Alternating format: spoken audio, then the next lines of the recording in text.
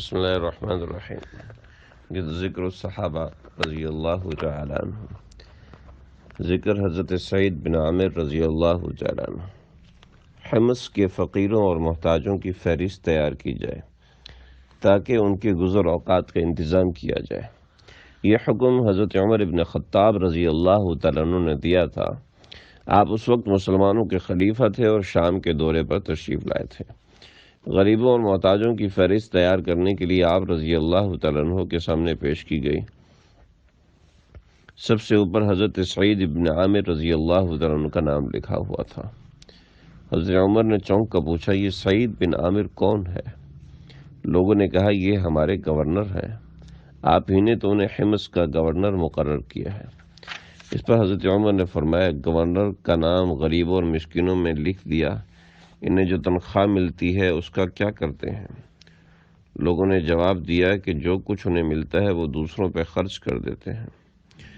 یہ سن کر حضرت عمر رضی اللہ تعالیٰ عنہ کی آنکھوں میں آنسو آ گئے اور 1000 دینار کی تھیلی انہیں بھیجی اور ہدایت کی، ان سے اپنی ضرورتوں کو پورا کریں۔ قاصد جب یہ رقم ان کے پاس لایا تو بے اختیار ان کے منہ سے نکلا، انا للہ و انا الیہ راجعون۔ بیوی کے کانوں میں ان کے منہ سے نکلے ہوئے یہ الفاظ پڑے تو دوڑ کر آئیں۔ پوچھا، خیر تو ہے؟ کیا امیر المؤمنین کا انتقال ہو گیا؟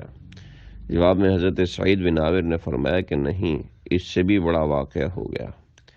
بیوی نے حیران ہو کے پوچھا کہ کیا قیامت کی کوئی نشانی نظر آ گئی؟ سعید بن عامر نے جواب دیا، نہیں، اس سے بھی بڑا واقعہ ہوا۔ بیوی نے اور بھی زیادہ حیران ہو کر پوچھا کہ بتائیں پھر کیا ہوا؟ تو حضرت سعید بن عامر رضی اللہ تعالیٰ عنہ نے فرمایا، یہ دیکھو، دنیا فتنوں کو لے کر میرے گھر میں داخل ہو گئی۔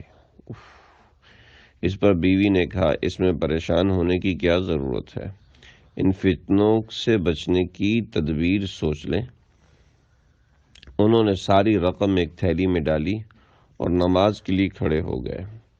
تمام رات عبادت میں گزاری۔ صبح ہوئی، دیکھا کہ اسلامی فوج ان کے گھر کے سامنے سے گزر رہی ہے۔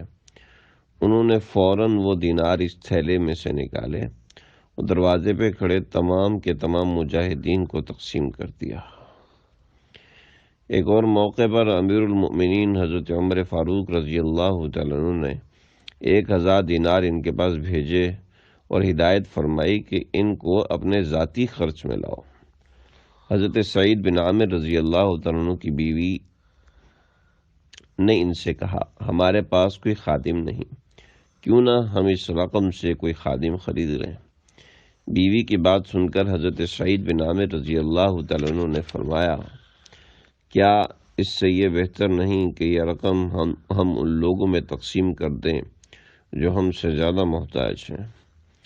بیوی بھی بڑی نیک بخت تھی، فوراً رضامند ہو گئی۔ حضرت سعید بن عامر رضی اللہ تعالیٰ عنہ نے وہ تمام رقم بیواؤں، یتیموں، بیماروں اور مسکینوں میں تقسیم کر دی۔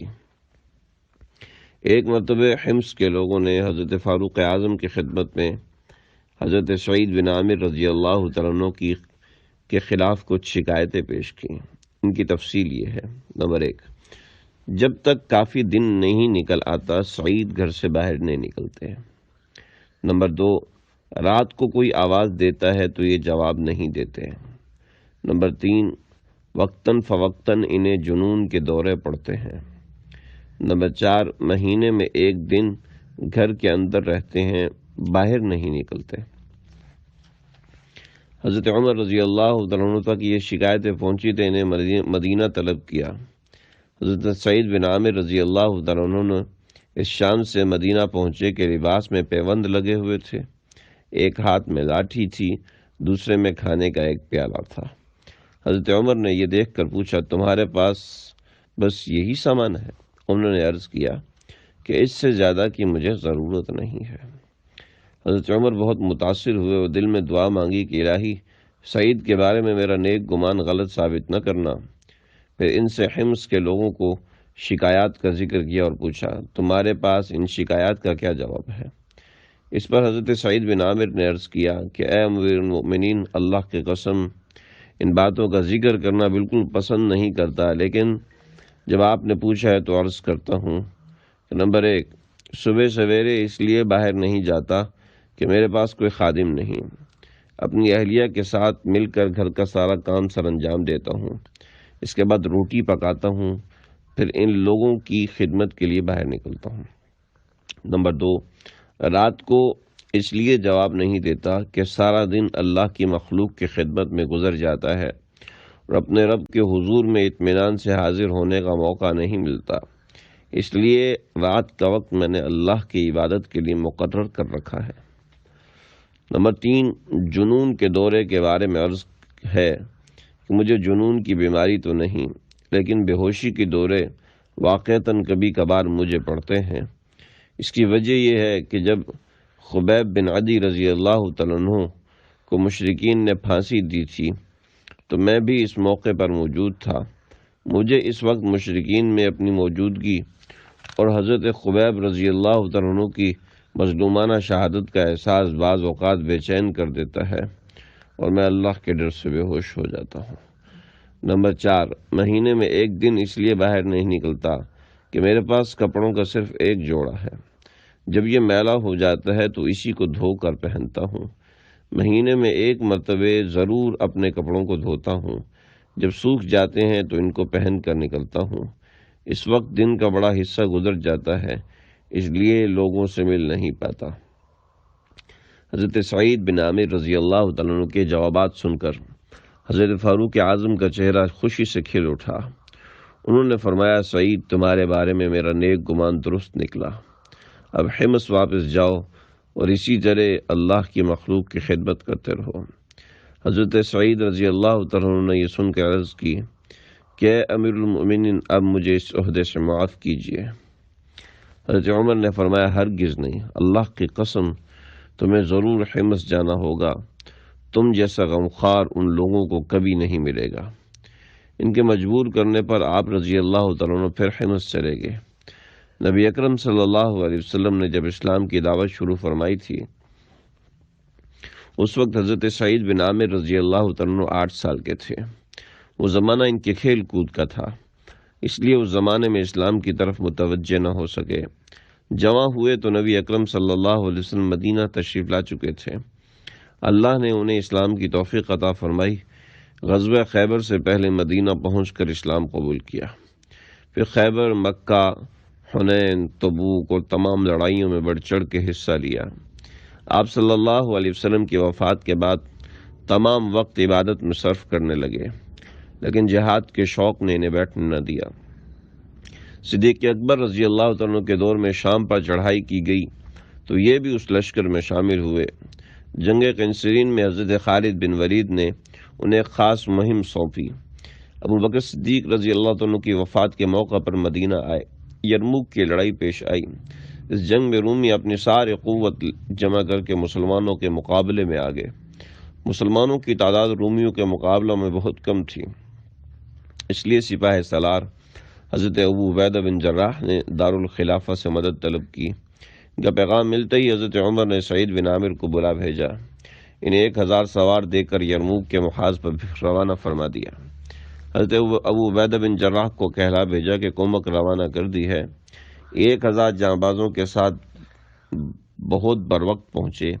ان کی آمد سے مسلمانوں کو حوصلہ ہوا، وہ قدم جما کے لڑے۔ یہ جنگ بہت خوفناک اور شام کے لیے فیصلہ کن تھی۔ اس نازک موقع پر حضرت سعید بن عامر رضی اللہ تعالیٰ نے حیرت انگیز شجاعت دکھائی اور ثابت قدمی کا عظیم مظاہرہ کیا۔ کسی موقع پر بھی ان کے قدم پیچھے نہ ہٹے۔ ایک بار رومیوں نے انہیں گھیر لیا، لیکن ہر بار ان کی تلوار کی کاٹ نے ان کی صفیں توڑ کر رکھ دی۔ یرموک کے بعد انہوں نے شام کے کچھ معرکوں میں حصہ لیا۔ مدینہ منورہ واپس آ کر عبادت میں لگ گئے۔ انہی دنوں حمص کے گورنر عیاض بن غنم رضی اللہ تعالیٰ عنہ وفات پا چکے تھے۔ حضرت فاروق اعظم نے ان کی جگہ سعید بن عامر رضی اللہ تعالیٰ عنہ کو مقرر فرمایا۔ انہیں جو تنخواہ ملتی اس میں چند درہم کھانے وغیرہ کے لیے رکھ لیتے، باقی ساری تنخواہ غریبوں میں تقسیم کرتے۔ بیوی پوچھتی کہ تنخواہ کی رقم کہاں ہے، تب جواب دیتے کہ قرض دے دی۔ مطلب یہ ہوتا کہ اللہ کے راستے میں خرچ کر دی، اس لیے کہ قرآن کریم نے اس کو قرض حسنہ کہا۔ ایک دفعہ کچھ لوگ وفد کی صورت میں آپ رضی اللہ عنہ کے پاس آئے اور انہوں نے کہا، اے امیر، آپ کو ہم نے ہمیشہ نادار اور مفلس پایا ہے، آخر آپ کے کنبے کا بھی تو آپ پر کچھ حق ہے، اپنے ہاتھ کو اتنا کشادہ نہ کریں، اپنے بال بچوں کا بھی خیال کریں۔